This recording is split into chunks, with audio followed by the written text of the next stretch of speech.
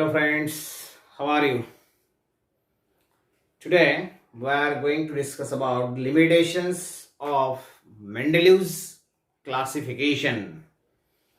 इसके पहले लेक्चर में हमने देखा था what are the achievements, what are the merits of Mendeleev's classification. जैसे कि हमने वहां पे देखा था Mendeleev gives a very important formulas of oxides and hydrides for the every group.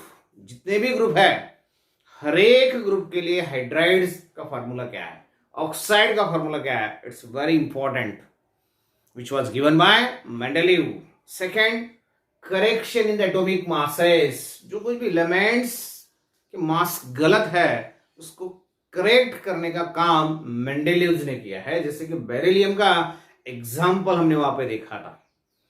Similarly, there are some vacant places in the classification given by Mendeleev. उसका जो periodic table है उसमें कई जगह वैकेंट है, तो उसका प्रेडिक्शन मेंडेलीव ने किया था and that one was correct. जैसे हमने देखा था इका बोरॉन, इका एल्यूमिनियम, इका सिलिकॉन. तो इका एल्यूमिनियम का एग्जांपल हमने देखा था, इका एल्यूमिनियम, देन इट्स गैलियम. तो सब प्रॉपर्टी एग्जैक्टली मैच हुए. Similarly after that, without disturbing the main periodic table, just ही place lastly a group for inert gases. There is no any disturbance. These are the achievements, these are the merits for your Mendeleev periodic table. But जैसे कि उसके कुछ merits है, achievements है, there are some drawbacks associated, there are some demerits associated, or there are some limitations for your Mendeleev's classification. तो जैसे merit है वैसे ही यहाँ पे डिमेरिट्स है, लिमिटेशंस है. तो कौन से लिमिटेशंस यहाँ पे मेंडेलीव्स क्लासिफिकेशन में दोस्तों? तो very first, very important, and that one is your position of hydrogen. अगर आप हाइड्रोजन की पोजीशन देखेंगे पीरियोडिक टेबल में, तो हाइड्रोजन हम कहां पे रख सकते हैं? Because here Mendeleev's arrange element, place element in the periodic table in the increasing order of atomic mass of that element. तो हाइड्रोजन का एटॉमिक मास है 1. हाइड्रोजन हम कहां पे रखेंगे? Where should the hydrogen placed? There are 2 possibilities for the hydrogen. First one is along with alkali metal. You can place hydrogen in group first along with alkali metals. हम hydrogen को alkali metals के साथ place करेंगे. Why? What is the reason? इसका reason क्या है? Why hydrogen should be placed in group first along with alkali metals? Because it shows the properties same as that of the alkali metals. Hydrogen के जो properties है वो alkali metals को match करते हैं. जैसे कि if you consider the electronic configuration of hydrogen having atomic number 1, its electronic configuration is 1s1. The last cell, outermost cell, valence cell of hydrogen contains 1 electron. इसके आखिरी के सेल में 1 electron है.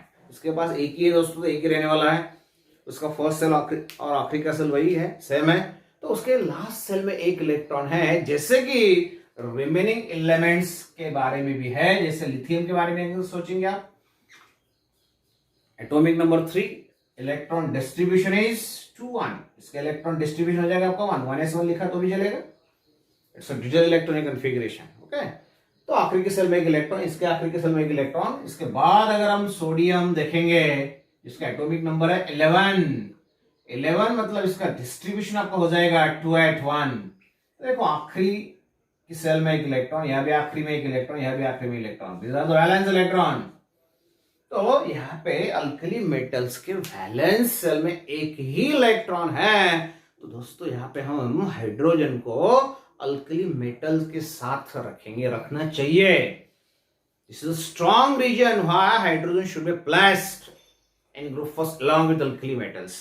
At the same time, if we consider the another property of hydrogen, when hydrogen combines with the element like as chlorine, oxygen and sulfur, hydrogen की reaction अगर हम देखेंगे इन सभी एलिमेंट्स के साथ, तो हाइड्रोजन कौन से कंपाउंड यहाँ पे फॉर्म कर रहा है? देखो, हाइड्रोजन क्लोरीन के साथ अगर कंबाइन होता है तो फॉर्म करेगा आपका HCl, hydrochloric acid, hydrogen chloride. Similarly oxygen के साथ आपको मालूम है, वेरी इंपॉर्टेंट, आपने देखा है, हर रोज देखते हैं, उसके सीधा चलने वाला नहीं है, H2O water molecule. Okay, very important.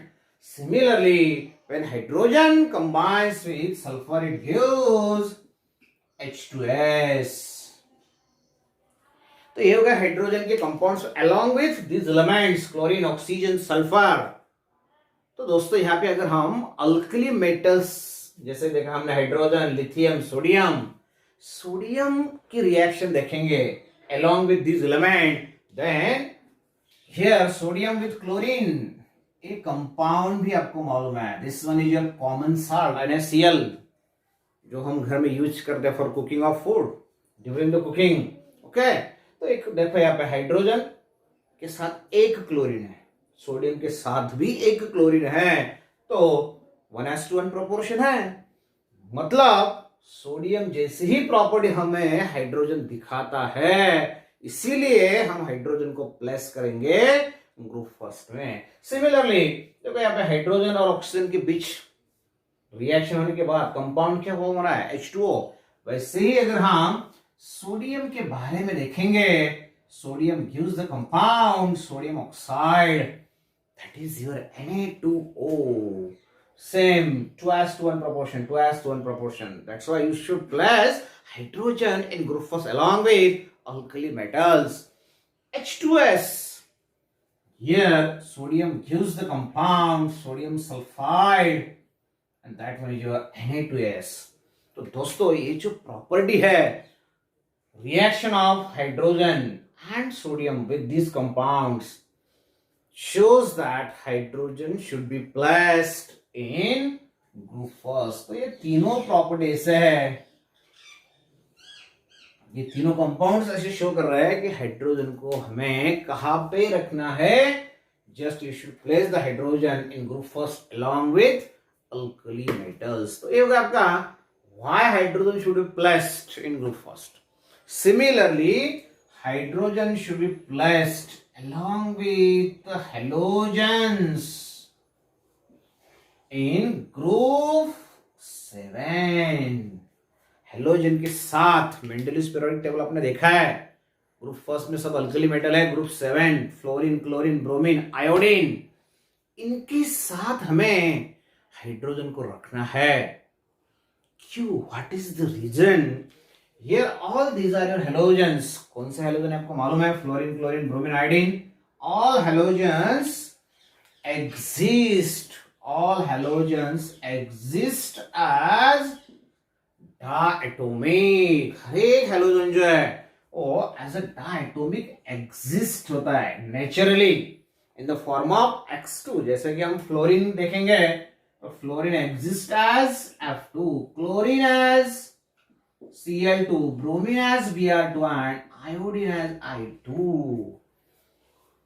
जैसे कि हेलोजन एग्जिस्ट है डायटोमिक, वैसे ही हाइड्रोजन भी है and that one is your H2 in the form of H2. Hydrogen exists as H2.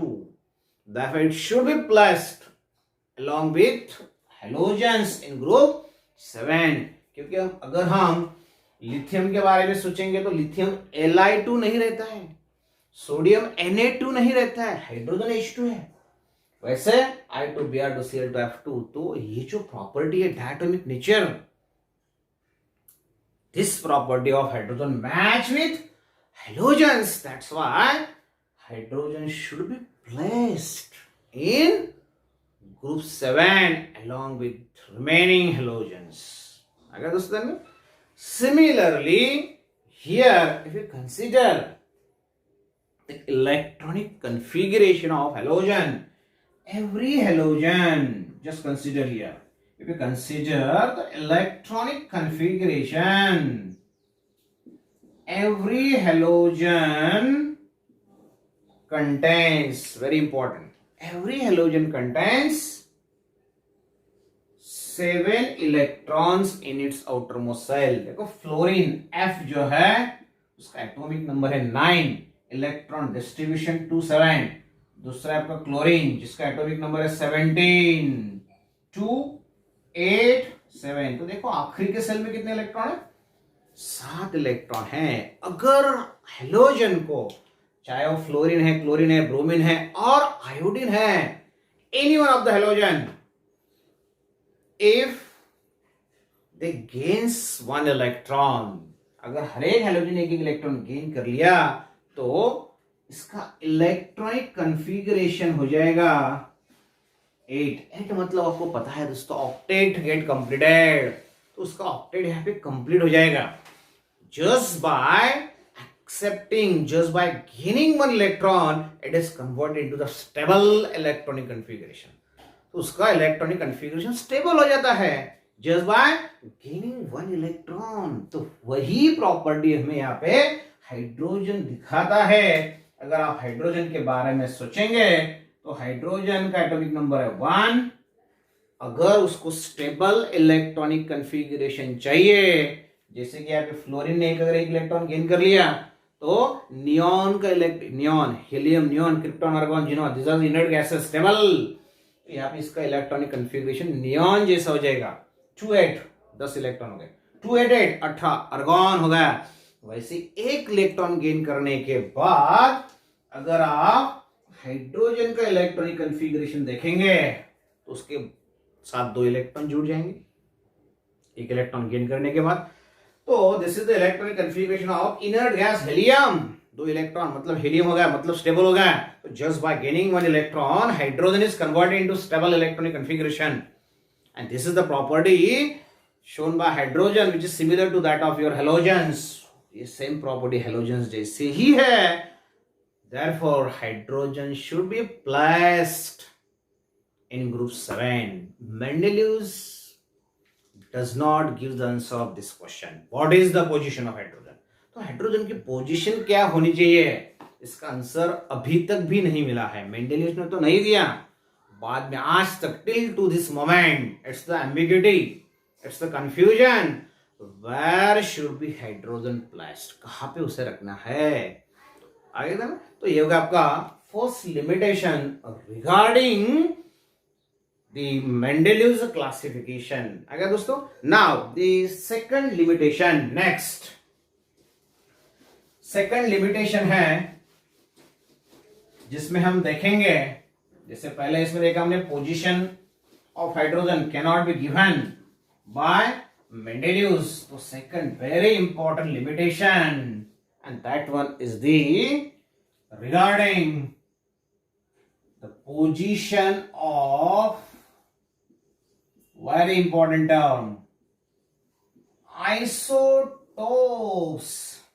Position of isotope. दोस्तों 9th में हमने आइसोटोप्स क्या है ये देखा है. आप सभी को पता है what are the isotopes. Isotopes are nothing but these are the different atoms of same element. Same, very important.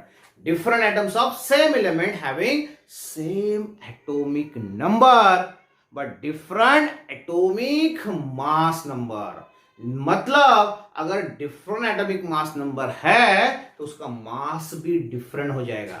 same element है लेकिन उसके masses अलग अलग है.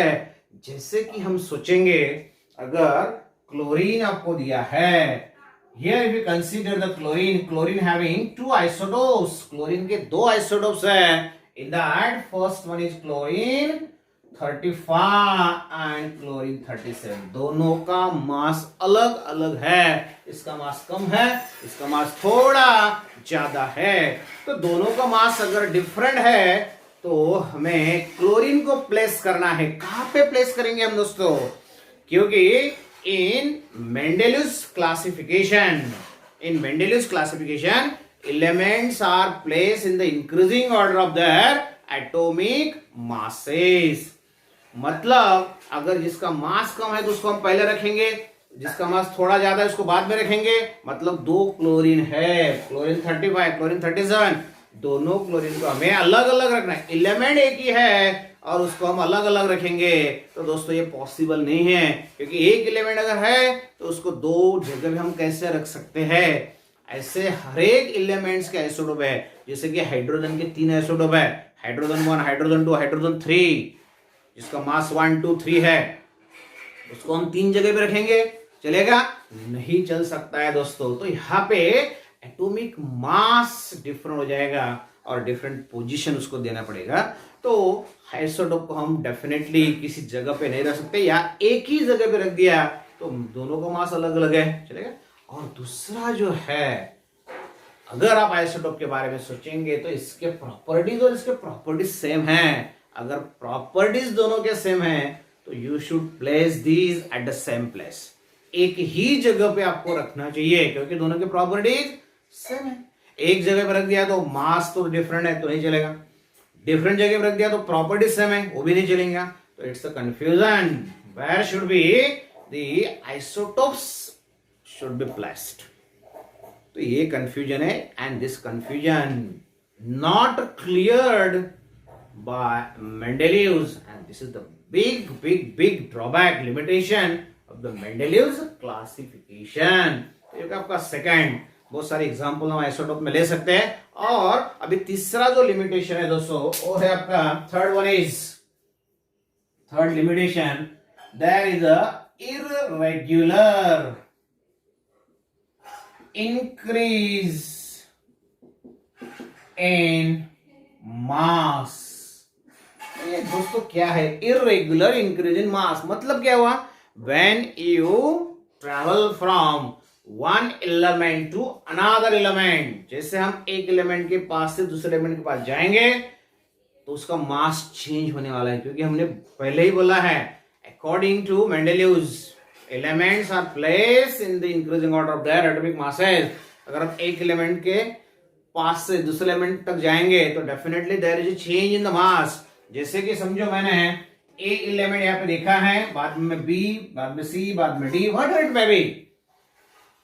अगर मैं ए से बी तक गया, बी से सी तक गया, डी तक गया है, तो यहाँ पे इंक्रीज इन एटॉमिक मास होने वाला है. लेकिन this increase in atomic mass is not regular. ये जो मास है ये रेगुलर नहीं है, तो ये क्या है? इररेगुलर है. जैसे कि समझो मुझे लिथियम दिया है, लिथियम का एटॉमिक मास है 6.9, मतलब नियर अबाउट 7 हो गया. उसके बाद आने वाला है आपका बेरिलियम. बेरिलियम का एटॉमिक मास नियर अबाउट 9 है. उसके बाद बोरॉन, बोरॉन का एटॉमिक मास है आपका 11. बाद में कार्बन जिसका मास है 12. बाद में नाइट्रोजन जिसका मास है 14. बाद में ऑक्सीजन 16. बाद में फ्लोरीन 90. इन नियर अबाउट मासेस में दिखा है. तो there is a irregular increase. देखो 7 का 9 मतलब 2 से बढ़ गया, 9 से 11 मतलब 2 से बढ़ गया, रेगुलर हो गया. लेकिन 11 से 12 एक ही यूनिट से मास बढ़ा है. 12 के बाद चलो और 2 से बढ़ा, और 2 से बढ़ा, बाद में 3 से बढ़ गया, 16 to 19. तो यहाँ पे ये जो इंक्रीज इन मास है इट इज नॉट रेगुलर. अगर ये फिक्स होता, जैसे हम एक एलिमेंट से दूसरे एलिमेंट ट्रैवल करते हैं और 2 से मास इंक्रीज होने वाला है, तो हम इजिली प्रेडिक्ट कर सकते हैं इसके बीच में कितने एलिमेंट है. समझो यहाँ पे आपको 4 एलिमेंट दिए हैं, whatever it may be, C, D, F, G, H, whatever it may be. समझो यहाँ पे आपको आखिरी का एलिमेंट दिया है D, इसका मास है आपका 10, और यहाँ पे आपको बोला इसका जो मास है A आ गया आपका 20, और आपको बोला है when you travel from one element to another element, just mass increase by 2 unit, mass increase by 4 unit, whatever it may be, but that increase is regular.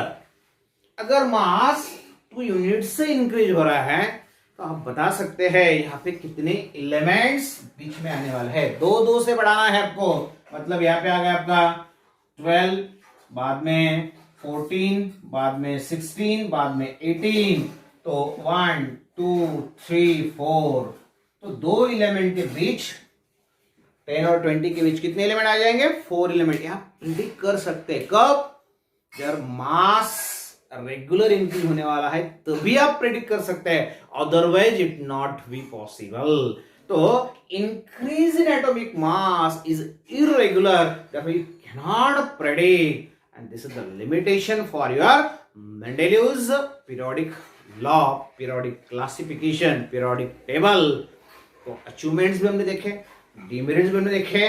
तो यहां तक जो पीरियोडिक टेबल का स्टडी हमने किया है दोस्तों, तो ये ऐसा है जो कि हम मोस्टली यूज नहीं करते हैं। तो इसके आगे जो मॉडर्न पीरियोडिक टेबल हम देखने वाले हैं उसका यूज हम आज भी करते हैं, आगे भी करेंगे, तो वो बहुत ही इंपॉर्टेंट रहने वाला है आपके लिए। तो आज के लिए इतना ही। वीडियो लाइक करो दोस्तों, शेयर करो, और मेरा जो चैनल है डीएसपी केमिस्ट्री स्टडी सेंटर उसे सब्सक्राइब करना मत भूलिए। तो आज के लिए इतना ही। Thank you, bye bye.